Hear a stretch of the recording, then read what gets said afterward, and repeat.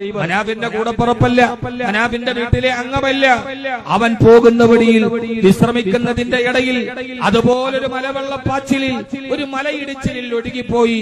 ഗംഗാവാലിപ്പുഴയുടെ അഗാധതകളിലേക്ക് തന്റെ ഒരു തൊഴിലാളി നടന്നു പോകുമ്പോ 71 ദിവസമായി ഗംഗാവാലിപ്പുഴയുടെ ഓളങ്ങളുടെ മുമ്പിൽ എന്റെ അർജുനനെയും കാത്തും മനാഫ് നിൽക്കുമ്പോ അതൊരു മനുഷ്യനേയത്തിന്റെ ഉദാത്തമായ മാതൃകയാണ്.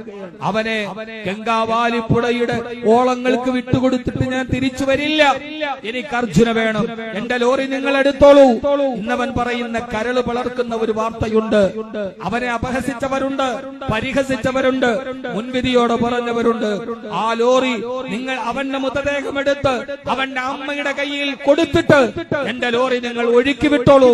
ഗംഗാവാലിപ്പുഴയിൽ എനിക്ക് എന്റെ ലോറി വേണ്ട, എന്റെ തടി വേണ്ട, എനിക്ക് എന്റെ കൂടപ്പിറപ്പിനെ പോലെ എനിക്ക് ഭക്ഷണം വാങ്ങിക്കാൻ വേണ്ടി